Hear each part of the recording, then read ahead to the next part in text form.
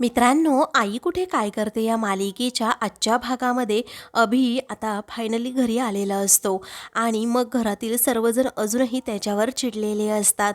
तेव्हा तो स्वतःची बाजू मांडण्याचा प्रयत्न करतो की आई, अगं मी तुला आत्ता सांगतोय, मी बदलवण्याचं ठरवलंय. मी तुला शब्द देतो, मी नक्कीच बदलेन. माझ्या कुटुंबाची काळजी घेईन, बायको आणि मुलीकडे लक्ष देईन. मला फक्त एक शेवटची संधी हवी आहे. आई, यापुढे तू म्हणशील ना तसं मी वागेन. अगं प्रत्येक गोष्ट मी तुला विचारून करेन. मी तुला वचन देतो आई, प्लीज माझ्यावर विश्वास ठेवा. अगं आई, मला तुमच्यापासून वेगळं राहायचं नाहीये. मला आता कळलंय की आपलं कुटुंबच आपलं सर्वस्व असतं. मला हे माझं घर, अनघा, जानकी सगळेजण हवे आहेत. मी तुमच्यापासून कधीही लांब राहू शकत नाही आई. मला माहीत आहे माझ्यावर उद्या जर काही संकट आलं ना तर दुसरं कुणी नाही तर माझी बायको, माझी आई आणि माझ्या घरातील सर्वजण माझ्या पाठीमागे अगदी खंबीरपणे उभे राहतील. असं म्हणून तो आता खूप रडतो आणि अरुंधतीच्या पाया पडतो. हवं तर तू मला मार, तर तू मला बोल, परंतु माझ्या सर्व चुका तू पोटात घालाई, असं म्हणून तो ओक्साबोक्शी रडतो. तेव्हा ती आता अभिला उठायला सांगते. अभि उठतो. मग आता अरुंधती, मी माफ करणारी कोण आहे रे अभि? जर तुला तुझ्या वागण्याचा खरंच पश्चाताप होत असेल, तू आई आप्पांना फसवलं आहे, मग तू अगोदर त्यांची माफी माग. शेवटी ते त्यांचं घर आहे. त्यांनी तुला माफ केलं तर मग माझी काहीच हरकत नाही. अभि म्हणतो, ठीक आहे आई, मी नक्कीच त्यांची माफी मागेन. तेव्हा त्या अगोदर तू मला माफ कर ना ग आई, असं अगदी तळमळीने म्हणत असतो. मग आता अरुंधती म्हणते, मी माफ करेल की नाही हे मला माहीत नाही, कारण तुझ्यावर विश्वास ठेवणं आता खूप कठीण आहे. तेव्हा तो आता पुढे म्हणतो, कसं आहे ना आई, अगं तू नक्कीच एक ना एक दिवस माझ्यावर विश्वास ठेवशील आणि मी तुझ्या विश्वासाचा पात्र ठरेल. मी स्वतःला पूर्णपणे बदलवून टाकेन, असं म्हणून तो यशला स्वारी असं म्हणतो. मी आतापर्यंत कधीच जबाबदारी स्वीकारली नाही. तू लहान असून नेहमीच मला सांभाळत आला, समजावत आला. तेव्हा मला एक चान्स हवाय, असं तो पुन्हा पुन्हा म्हणतो. त्यावेळी यश म्हणतो की तुला माफी मागायची असेल ना तर आजी आप्पांची माग, आमची कुणाचीही माफी मागू नकोस. आणि त्यांनी जर तुला माफ केलं तर आमची काहीच हरकत नाहीये. तेव्हा अभि आता खाली मान घालतो आणि म्हणतो, आप्पा आजी, डोळ्यात डोळे घालून माफी मागायची सुद्धा लायकी नाहीये माझी. तुमच्याशी खूप खोटं बोललोय आणि खोटं वागलोय, परंतु आता मला रिअलाइज झालंय, मी तुमच्याशिवाय अजिबात जगू शकत नाही. मी थोड्याशा हव्यासापोटी खूप मोठी चूक करून बसलो होतो, परंतु आता मी स्वतःला सुधारवण्याचा प्रयत्न करेन. असं तो जेव्हा रडतच सांगत असतो तेव्हा सर्वजण त्याच्याकडे पाहतच राहतात. पण अनघाच्या मनात अजूनही शंका असते, याला माफ करावं की नाही. मला माझ्या मुलीच्या नजरेमध्ये खूप चांगला माणूस होऊन दाखवायचंय. मी इथून पुढे तुम्हाला कधीच त्रास देणार नाही, असं हात जोडून तो म्हणतो. तेव्हा अरुंधती अभिकडे पाहतच राहते, परंतु त्याचं खरं वागणं की खोटं वागणं हे तिला आत्ता या क्षणी तरी समजत नसतं. पुढे अभि म्हणतो, तुम्हाला अभिमान वाटेल ना असं मी नेहमी वागून दाखवेल. मला माझ्या मुलीला इथून पुढे दाखवून द्यायचंय की तिचा बाप एक खूप चांगला माणूस आहे. तेव्हा अनघा आता अभिकडे पाहतच राहते, परंतु ती खूपच डिस्टर्ब असते. पुढे आता रडतच तो म्हणतो की तिच्या नजरेत मला माझी इमेज ही गुन्हेगार म्हणून करून द्यायचीच नाहीये. त्यावेळी पुढे आता अभि म्हणतो, मला तेव्हा काही वाटलं नाही, परंतु आता मला समजलंय की मी त्यांच्या नजरेमध्ये खूप मोठी चूक केली आहे आणि त्याचबरोबर आता स्वतःच्या नजरेत सुद्धा पडलोय. मी केलेल्या चुकीची शिक्षा मला एकट्याला नाही तर तुम्हा सर्वांना भोगावी लागली आणि मी तुमचा खूप मोठा गुन्हेगार आहे. त्यामुळे प्लीज मी शेवटची संधी मागतोय, मला माफ करा आणि माझ्यामुळेच तुम्हाला 4 लोकांमध्ये लाज येणार आहे. तेव्हा आता तो लगेच आप्पा आजी समोर जाऊन हात जोडतो. मी खूप मोठी चूक करून बसलोय, मला माफ करा, असं पुन्हा पुन्हा म्हणत असतो. मी आता स्वतःला सुधारवण्याचा नक्की प्रयत्न करेन आणि माझ्या चुकांची छळ तुम्हाला अजिबात पोहोचू देणारच नाही. प्लीज मला माफ करा, असं म्हणून तो सारखी विनवणी करू लागतो. तो आता आप्पा आजीच्या पायाजवळ बसतो आणि ओक्साबोक्शी रडू लागतो. एका क्षणी सर्वांना अभिबद्दल खरंच खूप वाईट वाटतं, पण दुसऱ्या क्षणी आता सर्वांना अभि वाईट वागला ते क्षण आठवत असतात. म्हणूनच आता त्याच्यावर विश्वास ठेवू की नको, त्याला जो पश्चाताप झाला आहे त्याचं समर्थन करू की नको, असं अनघाची द्विधा मनस्थिती झालेली असते. आता अरुंधती त्याचबरोबर अनघा काही बोलत नाही म्हणून कांचनला काय करावं सुचत नाही. ती वेगळ्याच आशेने त्या दोघींकडे पाहत असते, परंतु त्या दोघीही गप्प असल्यामुळे पण आता एकदम शांत राहते. मग त्यानंतर आता अभि म्हणतो, मी तुमच्या पाया पडतो प्लीज, असं म्हणून तो सारखं दोघांच्या पायावर डोकं टेकवत असतो. त्यानंतर कांचनला आता अभिबद्दल खूपच वाईट वाटतं, म्हणूनच ती म्हणते की उठ रे अभि उठ. तेव्हा अभि आता उठतो आणि मग नंतर म्हणतो की आजी तुम्हाला माफ केलंस का. तेव्हा कांचन आता त्याबद्दल काही बोलत नाही, पण ती म्हणते की अभि कसं असतं ना बाळा, झालं गेलं ते विसरून जायचं असतं. तेव्हा अभि आता तिला थँक्यू म्हणतो. मग कांचनने आता जेव्हा त्याला माफ केलेलं असतं तेव्हा ती विचारते, काय रे अनिरुद्ध नाही आला का तुझ्याबरोबर, कुठे दुसरीकडे गेला आहे का तो. त्यावेळी अभि म्हणतो, नाही ग, त्यांना बेल मिळाली नाही आहे, त्यामुळे ते जेलमध्येच आहेत. तेव्हा अरुंधती आणि अनघाला बरं वाटतं. त्यावेळी कांचन विचारते, का रे बाळा त्यांना जामीन नाही मिळाला का. मग आता अभि म्हणतो, नाही मिळाला त्यांना जामीन, पण तू काळजी करू नकोस, कारण देशमाने वकील आहेत ना, ते परोपरी प्रयत्न करतायत. आता लवकरात लवकर त्यांना जामीनसुद्धा मिळेल. तेव्हा अरुंधती यश एकमेकांकडे पाहतच राहतात की या मूर्खांना लगेच जामीन कसा मिळेल. त्यानंतर आता सगळं वातावरण एकदम शांत होतं. त्याचवेळी अभि आप्पांना विचारतो, आप्पा तुम्ही मला माफ केलंत ना. मग आता आप्पा म्हणतात, कसं आहे ना अभि, मी माफ करणारा तुला कोण आहे रे. अरे तू अनघाला विचार, तिने तुला माफ केलं की नाही, आणि या घरात राहण्याचा तीच निर्णय घेणार आहे.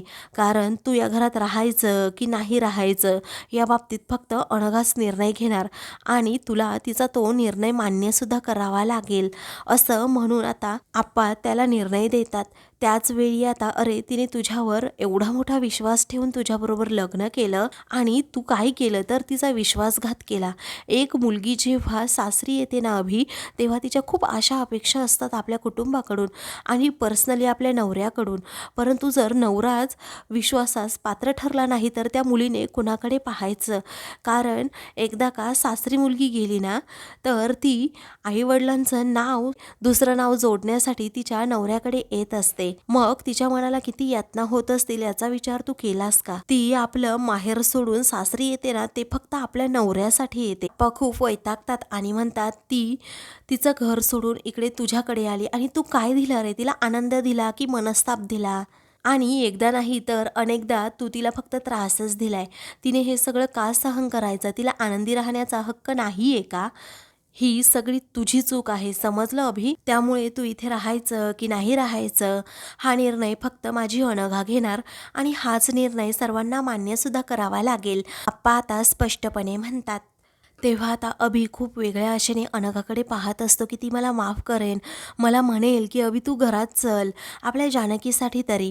परंतु आता अनघाचा अभिवर विश्वास नसतो, कारण अभिने आत्तापर्यंत खूप चुका केलेल्या असतात आणि त्याला ही शेवटची संधी असते, परंतु त्याने ती गमावलेली असते. त्याचमुळे अनघा आता काही न निर्णय देता आतमध्ये निघून जाते.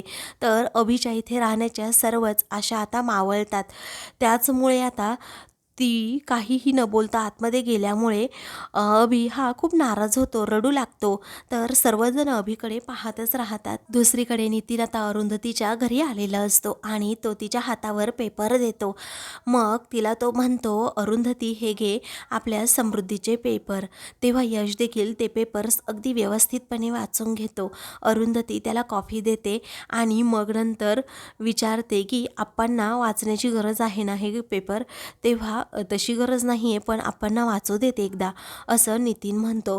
अरुंधतीला तो म्हणतो, तूही वाचून घे. ती म्हणते, त्याची काही गरज नाही आहे, तुमच्यावर विश्वास, असं म्हणून ती आता एका वेगळ्याच विश्वात रमते. आणि मग नंतर नितीनचे आभार मानते की खरंच नितीन तुमचे आभार कसे मानू ना कळतच नाही, कारण तुमच्यामुळे आणि सुलेखा ताईंमुळे हे सगळं काही जो चांगला दिवस पाहायला मिळतोय ना तो आज आहे. आणि कारण समृद्धीचे पेपर माझ्या हातात आहे, आपण ही केस जिंकलो आहोत आणि ज्या लोकांनी आपणना फसवलं होतं ना त्यांना त्याची चुकीची शिक्षासुद्धा मिळाली आहे असं आता जेव्हा अरुंधती म्हणते तेव्हा मात्र नितीन म्हणतो की अरुंधती त्यांना शिक्षा तर मिळालीच आहे. अरुंधती म्हणते तुमच्यासाठी काय करू. मग आता नितीन म्हणतो आता दिवाळी आली आहे ना 2 दिवसानंतर, मग काय कर भाऊबीजेला ओवाळ आणि माझं हे उपकार फेडून टाक. अरुंधती हसते आणि म्हणते मी दरवर्षी तर तुम्हाला ओवाळतेच, पण अजून काय करू तुमच्यासाठी, कारण तुम्ही खूप मदत केली आहे मला. तेव्हा आम्हाला फक्त तू हवी आहे आमच्या आयुष्यामध्ये, माझी बहीण म्हणून तू मला हवी आहेस असं नितीन म्हणतो. अरुंधती आता म्हणते की कसं आहे ना, या वर्षीची दिवाळी अगदी आनंदात साजरी होणार आहे, अगदी धूमधडाक्यात साजरी करायची. त्यानंतर यश म्हणतो मी अख्ख्या समृद्धीला आता लायटिंग करणार आहे, दिवाळीसुद्धा धूमधडाक्यात व्हायला हवी असं म्हणून आता तो लगेच अरुंधतीला सांगतो की कसं आहे नाही, दिवाळी अगदी थाटात सेलिब्रेट करायची. अरुंधती म्हणते हो तुझ्या मनासारखी दिवाळी तू सेलिब्रेट करू शकतोस. त्याचवेळी आता नितीन म्हणतो की एक शक्यता आपल्याला नाकारता येणार नाही, की आपल्याला एका गोष्टीची शक्यता नाकारता येत नाही, कारण जसा अभिला जामीन मिळाला आहे ना तसा अनिरुद्ध आणि संजनाला सुद्धा मिळू शकतो. अरुंधती आता जरा विचार करते आणि विचारते की हे टाळता येणार नाही का. त्यावेळी नितीन म्हणतो नाही टाळता येणार, आपण आता काहीच करू शकत नाही, ते बेलवर सुटणार आहेत, केस अजिबात सुटणार नाहीये असं आता नितीन म्हणतो. त्याचवेळी आता अरुंधती म्हणते देव करो आणि ते जेलमध्येच राहावं, असं काही होऊ नये मला वाटतंय. त्यांच्या गळ्याशी येईल असं ते करणार नाही असं वाटतंय ह्यावेळी, आणि ते राहायला येतील ना समृद्धीतच येतील, कारण त्यांच्याकडे दुसरा ऑप्शनच नाही आहे. अरुंधतीला जरा टेन्शनच येतं. पुढे आता अरुंधतीला यश म्हणतो आई अगं मी आहे ना, तू का काळजी करतेस, त्यांना जे करायचं ना ते करू देत, मी बघ त्यांचं काय हल करतो ते. तेव्हा अरुंधती म्हणते बाळा सणासुदीचे दिवस आहे, अजिबात आपल्याला वादविवाद घालायचे नाही हा कुणाबरोबर. वेळी अरुंधती म्हणते बाळा अजिबात आपण काही करायचं नाही, घर आपल्या नावावर झालं ना आपला पूर्णपणे विषय आता संपलाय. कसं आहे ना यश, अरे मला ना तुझी कधी कधी खूप भीती वाटते, तू रागाच्या भरात चुकीचं काही पण पाऊल उचलशील. मग आता तुला माझी जर एवढी भीती वाटत असेल तर मग तू समृद्धीमध्ये येऊन का राहत नाहीस असं यश आता अरुंधतीला विचारतो. तेव्हा ती म्हणते कशाला उगीच माझ्यामुळे तुम्हाला त्रास, मी इथेच आपली बरी आहे, दुरूनच डोंगर साजरे. तेव्हा यश आता खूप हट्ट करतो की आई चल ना प्लीज. मग आता अरुंधती म्हणते बरं ठीक आहे बाबा, फक्त दिवाळीपुरती मी तिकडे राहीन चालेल ना. तेव्हा यश म्हणतो हे होईना बात असं म्हणून तो आता तिचं कौतुक करतो. पुढे आता दिवाळीची तयारी झाली की नाही असं नितीन विचारतो. तेव्हा तयारी तर अगदी जोरदार सुरू होणार आहे. आत्ता आकाशकंदील आई तिच्या हाताने बनवते आणि मग फराळसुद्धा आईच बनवते. अनघा आरोही मदत करतील आता ह्या वर्षी. त्यावेळी आता तुमची दिवाळी तर खरंच धूमधडाक्यात जाणार आहे आणि अगदी छान सेलिब्रेट होणार आहे नितीन म्हणतो. तेव्हा अरुंधती हो असं म्हणते. त्यानंतर रात्री आता अनघा तिच्या रूममध्ये असते. त्याचवेळी आता अभि तेथे जातो.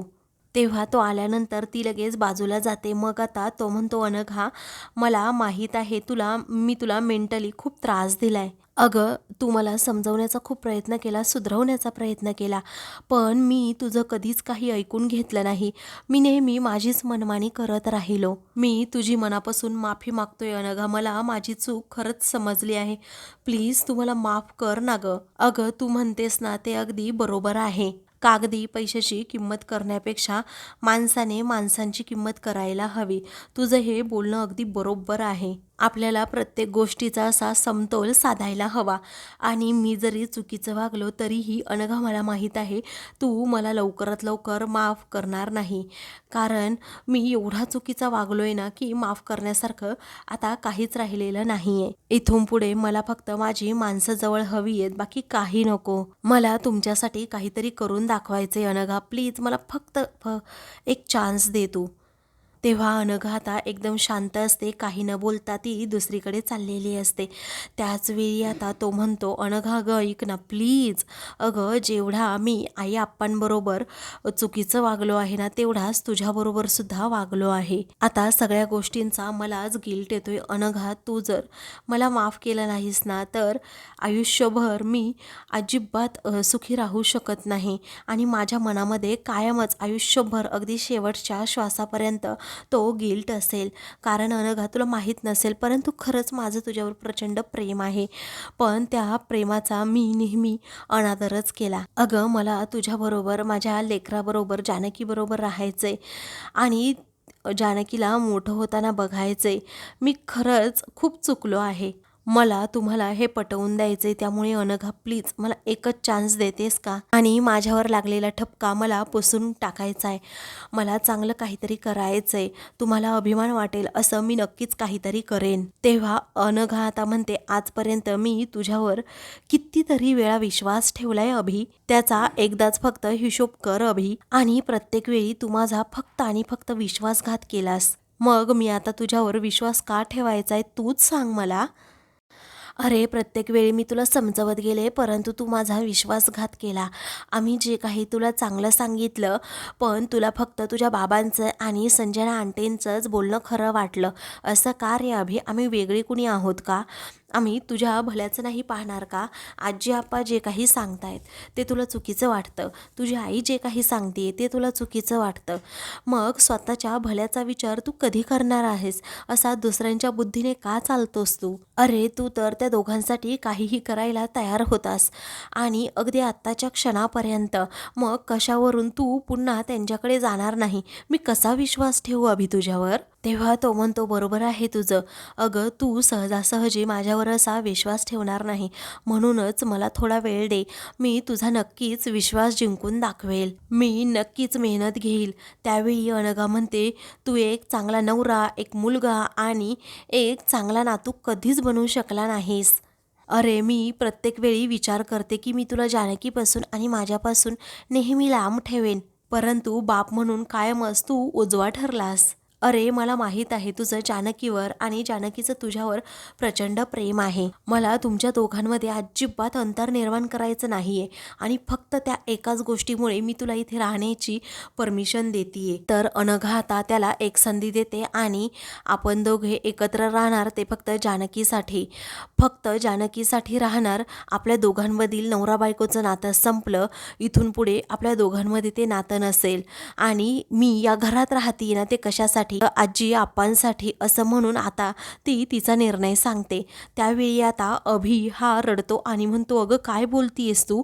मग आता हो मी हेच बोलणार, असं कठोरच बोलणार, कारण तू आजपर्यंत मला खूप त्रास दिलाय अभि.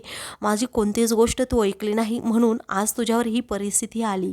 दुसरीकडे आता संजना अनिरुद्धला बेल मिळालेली असते. तेव्हा देशमाने आता सर्व फॉर्मॅलिटीज पूर्ण करतात आणि म्हणतात की आता तुम्ही जाऊ शकता, परंतु मुंबईबाहेर अजिबात कुठेही जायचं नाही.